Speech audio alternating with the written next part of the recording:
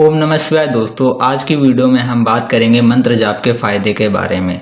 दोस्तों आपने भी सुना होगा कि मंत्र जाप करना चाहिए। मंत्र जाप हमारे शरीर के लिए अच्छा होता है, मंत्र जाप हमारे ऑरे के लिए अच्छा होता है, मंत्र जाप से हमें सिक्योरिटी मिलती है। जब हम मंत्र जाप करते हैं तो भूत प्रेत हमसे दूर भागते हैं। तो क्या ये सब सच है?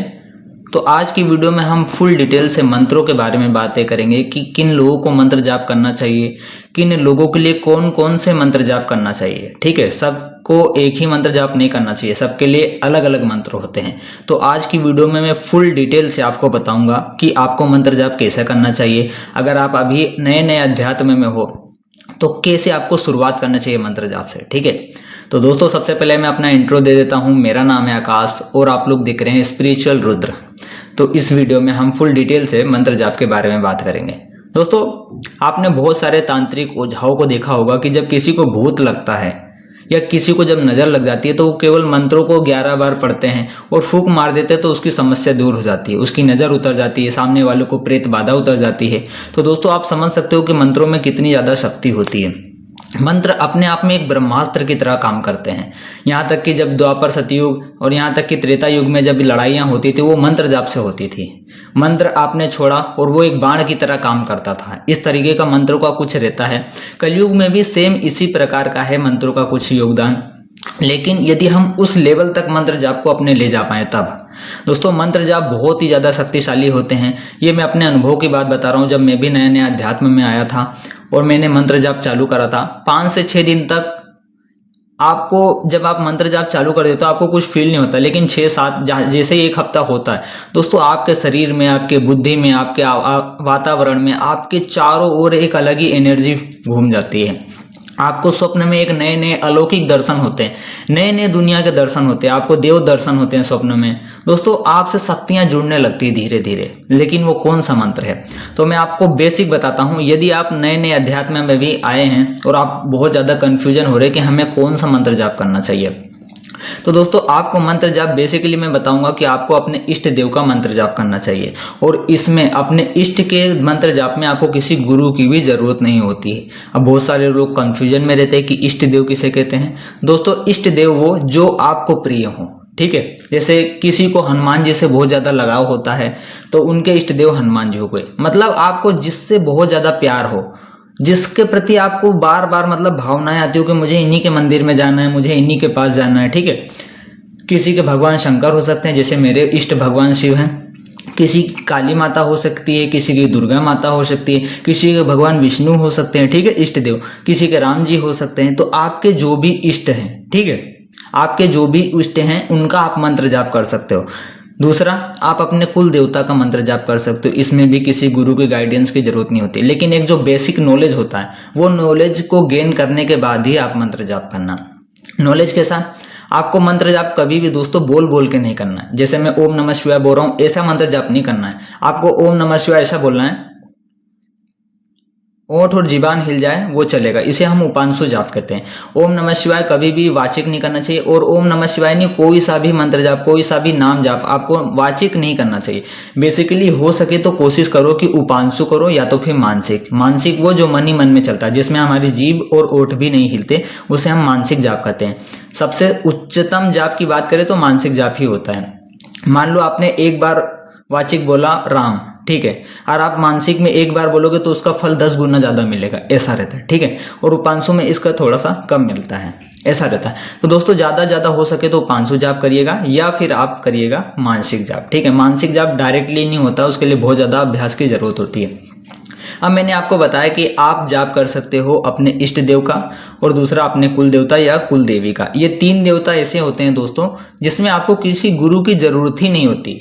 आप प्रार्थना करें उनसे प्यारी प्यारी और आप जाप कर चालू कर सकते हैं। ठीक है, आपको एक्सपीरियंस होना चालू हो जाते हैं अचानक से। ठीक है, और देवता जो बाहरी देवता होते हैं, जैसे कि आपके घर में हनुमान जी की कभी पूजा नहीं हुई, ठीक है, आपके घर में कुल देवता अलग है, कुल देवी अलग है, अब उनकी आप लाके जाप करोगे तो ये बाहरी देवता में आते हैं। ठीक है, हमारे घर के देवता कौन होते हैं? हमारे घर के कुल देवी और कुल देवता, और जो आप इष्ट हैं वो भी आपके देवता ही हुए। ठीक है, क्योंकि इष्ट की साधना ऐसा रहता है, इष्ट के प्रति एक भाव रहता है। बचपन से, ये एक जन्म का नहीं रहता, ये कई जन्मों से चलता रहता है, ठीक है। कोई कोई बच्चा रहता है, देखना बचपन से ही उसको एक देवता से लगाव होगा, वो हनुमान जी के मंदिर में ज्यादा जाना पसंद करेगा, या फिर वो शिव जी के मंदिर में जाना ज्यादा पसंद करेगा, ठीक है। तो वो उसके इष्ट होते हैं, इष्ट की नजर हमेशा उस बालक पर होती ही है, ठीक है। तो इष्ट के प्रति ये गुरु की जरूरत मेरे ख्याल से नहीं होती, ठीक है, क्योंकि मैं भी जाप करता था, शुरू शुरू में मेरे कोई गुरु नहीं थे, और मैंने इष्ट का जाप खूब करा और खूब फल मिले। बाबा ने जी भर भर के मुझे दर्शन दिए, स्वप्न में अलौकिक दर्शन हुए कि मैं आप शब्दों में भी अगर बता सकूं तो नहीं कर सकता, ठीक है। अब बेसिकली मैं आपको बता दूं मंत्र जाप के फायदे कौन से होते हैं। दोस्तों, मंत्र जाप से सबसे पहले आपकी बुद्धि चेंज होती है, आपका आचरण शुद्ध होने लगता है। दोस्तों, जीवों के प्रति आपको बहुत ही ज्यादा दयालुपन आने लगता है, बहुत ही ज्यादा भावुक होने लगते हो। कोई आपको गाली भी दे दे, कोई आपको बुरा बोल दे, आपको तनिक भी गुस्सा नहीं आता, आपका मन एकदम शांत होने लगता है, आपका मन एकदम शीतल होने लगता है। पैसे का तो टेंशन ही छूट जाता है। आर्थिक स्थितियां कैसी भी हो व्यक्ति की, उसे कोई फर्क नहीं पड़ता। दोस्तों, मंत्र जाप देवता बना देता है व्यक्ति को। अगर सही ढंग से और ब्रह्मचर्य का पालन करते हुए मंत्र जाप करें और शुद्ध आचरण, शुद्ध खाना खाएं, शुद्ध भोजन करें, तो दोस्तों मंत्र देवता बना देता है व्यक्ति को, एक संत बना देता है, एक साधु बना देता है। इतने निर्मल विचार आने लगते हैं सबके प्रति कि बस मुझे सेवा मिल जाए, किसी की तो मैं सेवा करूं, ठीक है। आप देखते हो कि कोई भूखा जानवर बैठा है, तो आप कुछ भी, मतलब अगर मान लो आपके जेब में 20 रुपए भी है ना, और वो कुछ आपको अर्जेंट काम आने वाले हैं या आपको कुछ खरीदना है, तो आप अपना काम छोड़ के उसके भोग के लिए व्यवस्था कर देते हो, उसको बिस्किट खिला देते हो या कुछ भी खिला देते हो उसको, ठीक है। मन आपका पूरा दयालु हो जाता है, आप बस लोगों की सहायता के लिए जीवन जीना चालू कर देते हो, आपको लगता है बस मैं सहायता करूं लोगों की। दूसरा दोस्तों, बुद्धि आपकी बहुत ही ज्यादा पवित्र हो जाती है, आपको गंदगी बहुत कम पसंद आएगी, आपको मांस, मटन और मीट, अल्कोहल, इन सब चीजों से नफरत होने लगती है। आपको लगता है कि मैं एकदम सात्विक तरीके से रहूं, नहा धो के रहूं, अच्छे से तिलक लगा के रखूं और हमेशा सात्विक बना रहूं, ठीक है। तीसरा दोस्तों, आपकी बुद्धि बहुत ही ज्यादा तीव्र हो जाती है। अब बुद्धि कैसे तीव्र हो जाती है दोस्तों, आप नोटिस करना, जब भी आप मंत्र जाप नहीं करते रहे होंगे, उस समय आपका नेचर और उस समय आपका बिहेवियर, उस समय आपकी सोचने समझने की कला कैसी रहती है। लेकिन जब हम मंत्र जाप करते हैं ना, तो दोस्तों हम एकदम से मेच्योर होने लगते हैं। हमें ऐसा लगता है कि जैसे कोई 20 साल का भी लड़का है तो उसे लगेगा मैं जैसे 40-45 साल का हो गया हूँ, और ऐसी उसकी बुद्धि हो जाती है। मतलब इतनी ज्यादा मेच्योरिटी आ जाती है, इतनी ज्यादा मेच्योरिटी आ जाती है। कई बार तो आप, कोई व्यक्ति आता है, आप उसको पहले से इस परख लेते हो कि ये व्यक्ति किस टाइप का, क्या बातें करेगा मेरे से, मतलब उसके अंदर मेरे प्रति स्वार्थ की भावना है कि नहीं है, सब कुछ मंत्र आपके सामने से एक तरीके से संसार का पूरा पर्दा हटा देता है। दोस्तों, मंत्र बहुत ज्यादा पावरफुल होते हैं, बहुत ही ज्यादा पावरफुल होते हैं।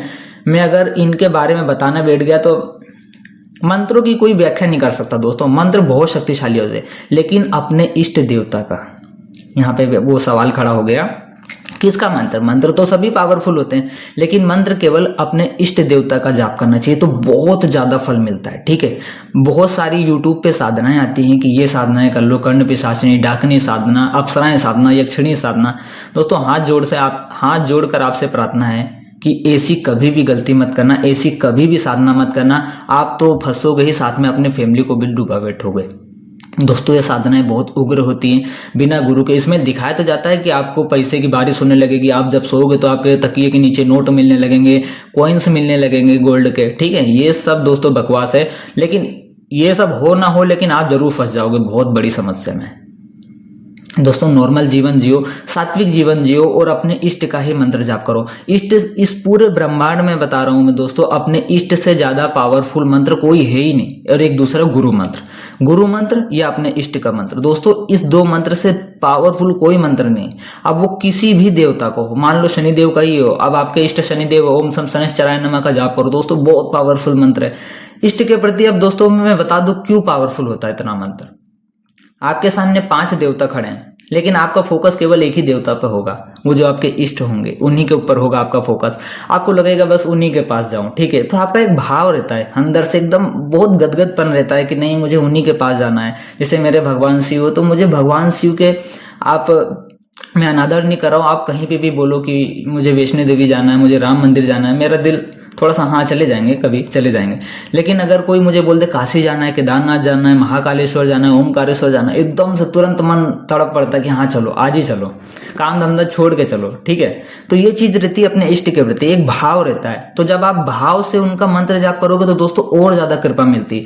और इष्ट तो एक जन्म के रहते नहीं, वो कई जन्मों से आपके ऊपर ध्यान दे रहते हैं, ठीक है। ये हमारा पहला जन्म तो है नहीं, जब से सृष्टि की रचना हुई तब से हम जन्म लेते ही तो जा रहे हैं दोस्तों। तो ऐसा रहता है जब आपने इष्ट का जाप करते हो तो दोस्तों मेरे पास कोई शब्द नहीं, आपको कितने फायदे होते हैं, कितने बेनिफिट होते हैं दोस्तों। सबसे ज्यादा बेनिफिट ये होता है कि जब भी आप मंत्र जाप का चालू करोगे ना, 3 4 5 दिन के अंदर अंदर आपको दोस्तों स्वप्न में दर्शन होने लगेंगे। अब आपको जब मंत्र जाप करोगे तो मंत्र जाप को जितना ज्यादा हो सके जाप करना चाहिए। आप कोई काम कर रहे हैं, उपांशु जाप चलना चाहिए। उपांशु अगर उससे ज्यादा बेनिफिट में जाना चाहते हो तो मानसिक जाप चलना चाहिए, ठीक है। मानसिक जाप की थोड़ा सा प्रैक्टिस आपको बनाना पड़ेगा, शुरुआती टाइम पे नहीं होगा क्योंकि मन बहुत चंचल है। हमने कभी भी मंत्र जाप किया नहीं, हमने कभी भी नाम जाप नहीं किया। मंत्र क्या होता है, मन को एक तरीके से वशीभूत कर लेता है, मन को अपने काबू में कर लेता है, एक तरीके से वशीकरण कर लेता है मंत्र। मन को सोचने का टाइम नहीं देगा। आप जो आधे से ज्यादा मेरे को बताओ व्यक्ति परेशान क्यों होता है? मन खुला है, मन जहां मन चाह रहा है सोच रहा है, जहां मन चाह रहा है सोच रहा है, गलत चीजें सोच रहा है। अब उससे क्या होता है, टेंशन आता है, ठीक है। मंत्र जाप इसी टेंशन को रोक देता है। आप मंत्र जाप चालू करोगे, मन सोचने को टाइम ही नहीं मिलेगा तो आपको जलाएगा, बहुत ज्यादा तड़पन देगा कि नहीं मंत्र जाप रोक दो, ठीक है, ऐसा रहता है। तो आप मानसिक जाप करोगे तो मन को मारने लगेगा। और दोस्तों जब आप मंत्र जाप करोगे तो एक बहुत सारे सिम्टम्स आते हैं शरीर में, बहुत सारे लक्षण आते हैं कि आप कैसे पता करें कि हमारा मंत्र जाप जो है एकदम सही दिशा में जा रहा है। दोस्तों जब आप मानसिक जाप या उपांशु जाप या मंत्र जाप की संख्या को बढ़ाओगे तो आपको उबासी बहुत आएगी, बार बार आपको उबासी आएगी, बार बार आपके आंखों से आंसू निकलेगा, ठीक है। आप रोगे नहीं लेकिन आंसू निकलता है, उबासी आएगी, आंसू निकलेगा। तो ये सबसे बेस्ट सिम्टम्स है। आप इसको मान लीजिए कि आपका मंत्र जाप एकदम परफेक्टली जा रहा है, एकदम परफेक्ट जा रहा है दोस्तों। बस यही कंटिन्यू करते रहिए। ये कुछ लक्षण रहते हैं जो आपको, और आपके अगर रोंगटे खड़े हो रहे हैं, बार बार झटके लग रहे हैं, ये भी एकदम परफेक्ट जो उसका सिम्टम्स रहता है, लक्षण रहता है कि मंत्र जाप आपका सही दिशा में जा रहा है। तो दोस्तों मंत्र जाप अपने इष्ट देवता का करना चाहिए या अपने कुल देवता का करना चाहिए, ठीक है। मैंने बेसिकली अगर आप साधना के मार्ग में जाने के लिए बात कर रहे हैं या साधना करना चाहते हो तो मैंने एक वीडियो बना दी, आप उसको देख सकते हो कि साधना कैसे करी जाती है, कौन सी साधना पहले उठाई जाती है, ठीक है। बहुत सारे सवाल रहते हैं दोस्तों, अध्यात्म में इतने सारे सवाल हैं लेकिन लोग बहुत ज्यादा भटके हुए हैं। क्योंकि यूट्यूब पे भी मैं देख रहा हूँ बहुत सारे लोग उल्टे सीधे बता रहे हो, फिर व्यक्ति परेशान हो जाता है, कोई सही गाइडेंस देने वाला मिल नहीं रहा है, ठीक है। कुछ चैनल है जो एकदम सही सही परफेक्टली बताते हैं कि हाँ ऐसा ऐसा करो सात्विक रूप से, ठीक है। बहुत सारे चैनल में ऐसे ऐसे लोग हैं जो बताते हैं कि ये करो वो करो, मतलब लोगों को फालतू में खर्चा भी बढ़वा देते हो और वो चीज की प्राप्ति भी नहीं करवाते, ठीक है। तो बेसिकली सबसे बेस्ट ये है कि अपने कुल देवता कुल देवी अपने इष्ट देवता की मंत्र जाप करना चाहिए। अब मंत्र जाप आप कैसे करोगे दोस्तों, एक आसन ले आइए व्हाइट कलर का या रेड कलर का, ठीक है। दोनों आसन बहुत बेस्ट होते हैं सात्विक रूप में। व्हाइट कलर का या रेड कलर का आसन ले आइए। अपने घर में जो छोटे छोटे दीपक रहते हैं उनमें जोत जलानी है।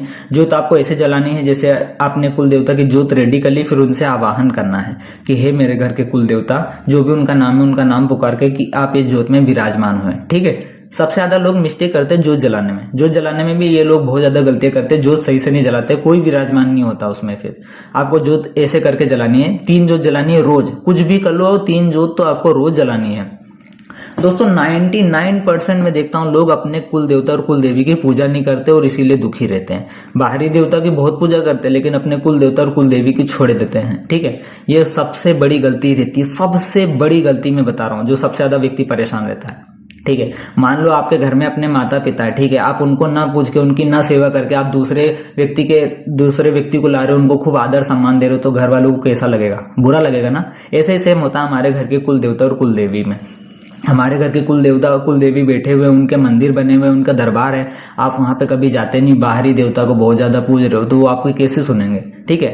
तो बेसिकली सबसे पहला तो ये करो कि अपने कुल देवता और कुल देवी, और तीसरा अपने इष्ट देवता की खूब पूजा करो, खूब मन ध्यान लगा के, और निश्चय हो जाओ कि किसी गुरु की कोई जरूरत नहीं। ये अपने घर के देवता, इनकी तो जितना जैसे मन हो सके वैसी उनकी पूजा करो, ठीक है। वो आपको खुद ही सही रास्ता दिखा देंगे, सही व्यक्ति को बता देंगे कि यही व्यक्ति आपको ज्ञान देगा सही प्रॉपर रूप में, ठीक है। आप 1 हफ्ते 2 हफ्ते अपने घर के कुल देवता कुल देवी को जोत जला के देखिए, अपने इष्ट देवता की जोत जला के देखिए, उनका मंत्र जाप करके देखिए। उसके बाद दोस्तों आप अपने जीवन में बदलाव देखना, बहुत सारे, आर्थिक ही नहीं दोस्तों, हर स्पिरिचुअल, आर्थिक, हर तरीके के आपके जितने भी रास्ते बंधे हुए तो वो सब खुलने लगेंगे दोस्तों। और आपका माइंड एक अलग ही प्रॉपर वे में चला जाता है, एक अलग ही, मतलब आप सोच भी नहीं सकते हो, आपको वो आनंद की स्थिति आ जाती है शरीर में। और कुल देवता देखो, जो उनकी सेवा करेगा, आप जैसे आप अपने घर में करोगे तो आपके ऊपर उनकी बहुत ज्यादा विशेष कृपा होगी, ठीक है, कि नहीं मेरा बच्चा है जो मेरी साधना करता है, जो मेरे पूजा पाठ करता है, ठीक है, तो आप ध्यान दो, वो ध्यान देंगे आपके ऊपर, ऐसा रहता है।